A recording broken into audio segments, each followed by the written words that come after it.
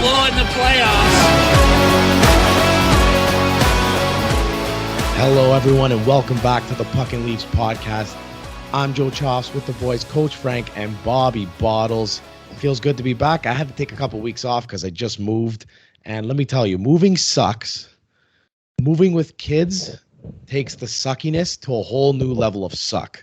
So I'm glad that that's over, finally settled in and ready to get back at it. We got a loaded episode for you guys today. We're going to obviously talk about the Leafs, a couple different topics, 11-7, when is line mixing up the lines too much, and where does Ryan O'Reilly slot in once he comes back from his injury. And then we're going to go around the league and talk about some other various topics. So let's get right into it. The Leafs have had a decent stretch lately, but a lot of talk is around Sheldon Keefe experimenting and mixing up his lines. And the question's been asked, when is it too much? When do you start putting out the lineup that you want to see come playoff time? And, you know, we used to kick Babcock's butt because there was a time when the Leafs were locked into a playoff matchup and he never experimented at all. And we said, why not experiment? It's the time. You have time to do it. Why not? And now it's gone the other way with Keefe, where he's maybe doing it a little bit too much. And people seem to be getting a little frustrated by it. So where do you guys stand on that? Well, in general, because I can only speak from experience in coaching, I never liked 11-7. Only because as a defenseman, and I think you have two defensemen here between myself and Robbie, you never really get into a groove, right? You're always playing with a different partner. You don't really develop a rapport or a chemistry with a specific partner, you know, that you're probably used to playing with. And you're looking over your shoulder all the time because if you make a mistake, you could be the one that's sitting out in 12-6. And I get it. You know, maybe his hand was a little forced with 9 defensemen on the roster, which I don't know if anybody can make sense of. But you know, you've kind of strong-armed your coach into be like, hey, make it work. You know, I give you 9 guys, figure it out, right? So I get it in a sense where, you know, try to play some guys, maybe try to rest some guys. But I think we're back to a point here where you have a lot of the same guys again. You know, you bring in a guy like Gustafsson, who at least you know is going to be your 7th and 8th guy, but like he's a power play specialist. Like, you know, probably he's not going to play in the playoffs. Hasn't played bad. I actually haven't minded him when he's played. Yeah. You know, but again, is he going to break the top 6? Probably not. You know, you bring in Shen. Are you really going to waste a 3rd round pick on a guy who's going to sit? No, he's going to play, you know, but again, him and Hall seem like that same type of defenseman, right? So again, a lot of similarities. Shen and Hall seem like the same type of defenseman. Well, they're like that. How was that? How? You mean how? They're big bodies who are expected to. One of them throws his body around and hits, and Justin Hall. Well, for the first time, I felt like he threw a hit last game. Doesn't do it that often, though. I feel like he's been more physical of late, though, because he sees what's happening and he sees that there are guys ready to take his spot. So, yeah, I do feel like he has ramped up his physicality of late, which is good to see. And I got news for anyone. Yeah. Justin Hall is playing in the Leafs. Of course he is. Of course he is. I know a lot of people don't like him, but Keefe likes him. And he kills penalties. He blocks shots. He can move the puck and skate. I don't envision a scenario where he's not in that game 1 lineup. Sorry to break it to everybody. But you know what? And he's played well of late because, you know, listen, the coach trusts him. Every coach has their guy. He trusts him, and he's going to go down with that ship if ultimately that's what happens. And, you know, that's his choice, right? But, like, just going back to the point, Liljegren's that 7th guy, and he's looking over his shoulder right now. He makes a mistake, he's in the press box eating popcorn, which is a far cry from the top 4 spot he had in this lineup, you know, the early part of the year with Sandin. So from a development standpoint, I hate it. I can't stand it.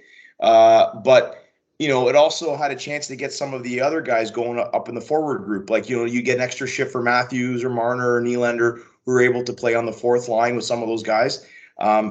Was it really necessary? Probably not, because they knew they were going to make the playoffs anyway. So, again, it's just 12-6 is the way they have to go in the playoffs. And I hope they do that in the last, 8 games of trying to get some chemistry going with some lines both up front and on the pairing on the D side. So like I said, I hate it.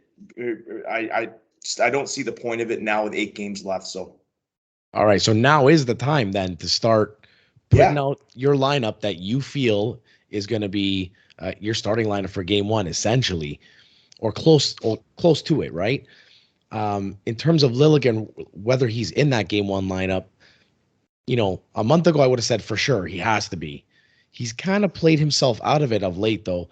And yeah, we can say, he's looked around and he's like, oh, if I make a mistake, I'm going to be taken out of the lineup. But you're a professional hockey player, man. The pressure all around you. You got to just rise above it and not worry about that. I feel like every game that he's been in the last few, he's flubbed on a puck that an egregious mistake, like the type of mistakes that have cost this team in the playoffs the last couple of years. Yep. The Dermott spinorama, the Galchenyuk giveaway, like things like that need to stop because no other team gives those gifts to us, it feels like. So they need to stop. And I think Liljegren's going to be awesome. I think he's going to be a top 4 defenseman for this team, but I think that's on him. He's got to play better, not worry about, there's so many guys now that I have to compete for my spot. And I played so well this year and blah, blah, blah. Like, just play better than them. If you play better than them and you make it so that they can't take you out of the lineup because you're playing so well, you have nothing to worry about. And he hasn't been able to do that. Yep, that's a good point. He hasn't really embraced the competition. Let's put it that way. Yeah, exactly. Yeah. So hopefully they do get back to 12-6 because, I don't like the 11-7. Although I did like, Gustafsson in there. If I feel like the 11-7 gives you the option of having Gustafsson run the power play 1. Mm-hmm. And I feel like he gets shots through more than Riley. He makes quicker decisions on the power play than Riley. So if you were running it and you wanted that option, that gives you that option. But 12-6 is the way to go, and they got to hunker down. And speaking of that, Ryan O'Reilly should be back probably by next week. Correct. So now the question becomes, do you load up your second line with him, Tavares, and Nylander? Or do you go for a more balanced attack and have set up more like a matchup line and have him try to get him out against Tampa's top players? So he'd be centering the third line with let's say Lafferty and Bunting, who seems to have fallen out of the top 6 as of right now. Like, that could be a really tough line to play against. And where do you stand on that? Like, what do you like better, them loading up or having them more balanced attack? Why can't it be both? And what I mean by that is it's going to be situational. Home team has the last change, right? Visiting team obviously has the first change. So I could see something where, again, let's put this in perspective. He's going to have about let's say 5-6 games to get back into game shape going into the playoffs. And, you'd think it might be easier playing on a line with Tavares and Nylander, let's just say, to start, versus driving your own line with a guy like Bunting and Lafferty, right? Like, especially taking faceoffs and such. I wouldn't be surprised if he starts on the wing with Tavares and Nylander, just not to take faceoffs. See, right? I disagree with that. I see no scenario where he's playing on the wing. He's so good on the faceoff draw. No, I'm talking about his hand though. Like how. I never actually really considered that. Yeah. Okay. Right. A slash. You never know, right? So you never know. Yeah. We're also talking about one of the best faceoff guys in the league. He's amazing. Yeah. So it's not really a big deal. Maybe he plays center there and just doesn't take draws. I don't know. But it worked, Joe. When they had O'Reilly, Tavares, and Nylander, Marner, it worked. And if Tampa's going to come back with, I think they had a line of Cirelli, Hagel, and Ross Colton. I'll take our second line versus their second line. But I'll tell you another thing. If you haven't been really watching the last couple of games, Noel Acciari's been more than adequate as a third line center. So yep. that gave me a bit more of a, hey, you know what? I'm okay with that, because they would go with like Acciari, Lafferty, and Bunting as a third line, or Kerfoot, Acciari. That's okay for me. That's still going to add a little bit of depth scoring that I'm okay with. Because you move O'Reilly down to the third line, which is fine. But who's going to be putting the puck in the net if you go with like O'Reilly, Kerfoot, and Lafferty? Like I don't know. I think if you load up on two lines, which they need in these playoffs, if they're going to go line for line, if you're going to go Kucherov, Point, and Stamkos against Matthews, Marner, and Bunting, let's just say, or sorry, Yarncroke, you need that second line, and that's what they didn't have last year with Kerfoot playing with Tavares and Marner. So I think by default, O'Reilly's going to start on that second line. But you're losing like a good centerman. I agree, and contradict what I thought that they were going to bring O'Reilly in here for, which actually Keefe alluded to. Keefe wanted three centermen down the middle, right? But again, I just think it's going to be situational, depending on where the game is played. I think he likes to move things around, right? Oh, so we know that. Do you see a situation where like Tavares and Riley are taking shifts or just taking draws and then kind of coming off the ice, trying to win those draws and then getting because we know how important puck possession is, and if you can win those draws, that's kind of where I am. It's like you have three solid centermen, you have three good chances at winning draws, you have three good chances at starting the shift with the puck. And for anybody that's played hockey knows if you have the puck, the other team really can't score. So I always like having center depth. I don't think loading up to two lines is as good for me because now you've got three lines that can kind of score. And, you say, well, who's going to score? Well, if O'Reilly's there, he's taking draws, then you're starting with the puck, so you have a chance to score, Yeah. So that's kind of and the Canucks, me being a Canucks fan, sorry to pull this to Vancouver, but it's okay. Alain Vigneault during those playoff runs was fantastic at always having two centers on the ice, and he really utilized having three of the best centermen, Henrik Sedin, Ryan Kessler, and Manny Malhotra. He always had at least one, maybe two of them on the ice, and then when they won the draw, they'd come off. I think it should be a strategy that maybe Keith looks at if you're going to have Ryan O'Reilly playing the second line winger. Second line winger. Keefe is notorious for having guys taking faceoffs who are not natural centermen, especially on the penalty kill in their own zone. It drives me nuts. I'm thank you that you brought that up. Yeah. Because even David Kempf, I don't want David Kempf taking a draw on the penalty kill. At least not every time they start a penalty kill. Every time they start a penalty kill, it should be O'Reilly and Marner, and O'Reilly taking the draw. And that's 30 seconds gone right there because he's 70% of the time I feel like he wins the draw. I think Kempf is not good enough. I feel like David Kempf loses every draw on the penalty kill. And they always start, they never get that first clear. And you guys know, like you dump that puck, the hardest thing for a power play is that zone entry. That's right. So it's a crapshoot when you're able to get that puck all the way down. It's not just the 30 seconds of going to retrieve it and then breaking out. It's really hard to get the line sometimes, and that's the hardest part usually in a power play is establishing able to get the line and then set up on the power play. So that's right. Even before O'Reilly got here, Joe, how often did we talk about why Keefe just doesn't send out Tavares to take a draw, win it, and get off? Even if you lose the draw, yeah. Are you telling me you don't know how to kill a penalty in the NHL? He's not a terrible defensive player. No, he's not. You know what I mean? I never quite understood it. That's what I would do. But like, hey, I'm here. Keep us there. So what can I say?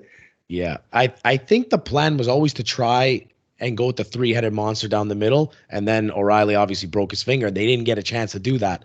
So I think once he comes back next week, I think they most likely try it like that and see how it goes. They kind of already know what it's like. With him on the second line.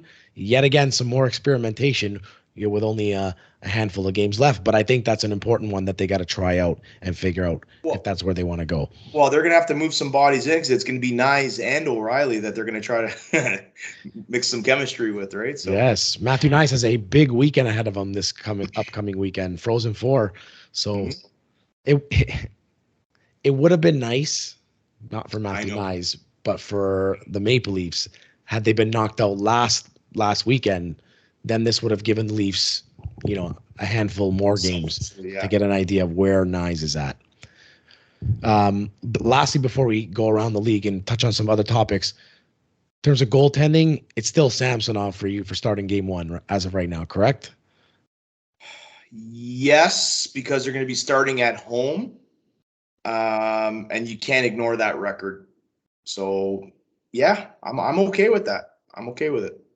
I agree. I'm starting Samsonov, and excuse me, I don't want to start Murray game one and then have to go to Samsonov game two, which puts even more pressure on him. I'm a little weary about like him in pressure packed games because I've seen him in those instances and he seems a little nervous. Mm-hmm. If you ask me if it's game seven, who do I want in that? Matt Murray's one of the best game seven goalies. Go look at his stats. It's pretty impressive. So Remember this, and somebody said this, I was on the radio or a podcast. The 2 cups that Matt Murray has won with the Penguins, he did not start the game one of the playoffs in each year. wow. So he came in as relief and took it the rest of the way. So, hey, man, start Samsonov. So Frank is saying the Leafs are winning the cup this year. You're saying it. No, The coach has said he's on the record. No. Matt Murray is going to win a cup. Hey, Joe, can you see a scenario where they go Samsonov? I wouldn't say maybe both games if they win them, because obviously you ride the hot hand. But do you see a situation where if they split with Tampa, Murray gets a game on the road?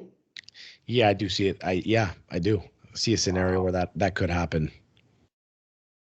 Interesting. Okay. I'll leave it at I that. don't know about that one. That's a tough one. But Rob, you should be used to this, a Luongo, Corey Schneider scenario here. I hated it, and I hated it all those times. You got to have a one. It's like quarterback. You can't have 2 quarterbacks. You got to have one. But Bobby, so few teams have a one nowadays. It's like majority of teams are a combination of goalies. Like that's the way it's been all regular season. And then maybe in the playoffs, okay, you try to go to one guy, but there are plenty of examples of teams using 2 guys. Pittsburgh, one of the most recent where they used 2 guys to go on their cup run. So, but Joe, how many teams have won the cup with a tandem is the question. Colorado rode Kemper last year, Vasilevsky the last 2 years. Like you'd have to go back to who? Well, McFleury and Murray.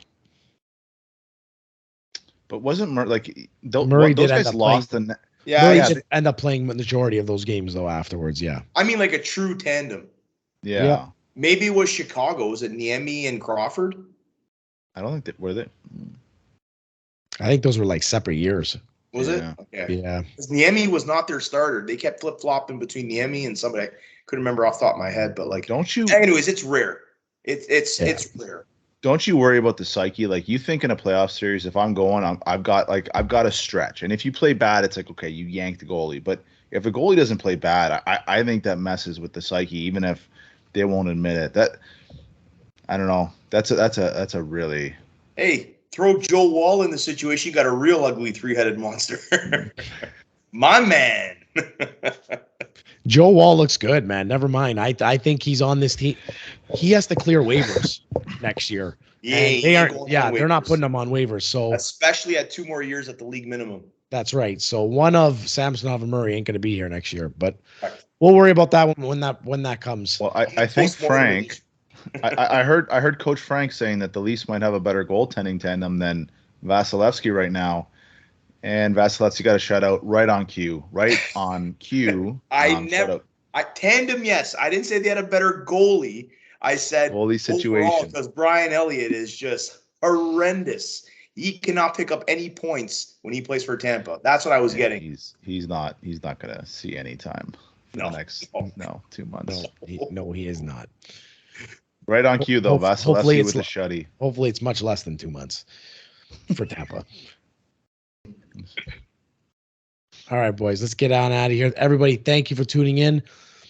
Hit that like button, that subscribe button, and drop us a line or a comment down below. We really appreciate all the feedback and the support. Response on YouTube. Awesome. Thank you. Keep it coming. Yes.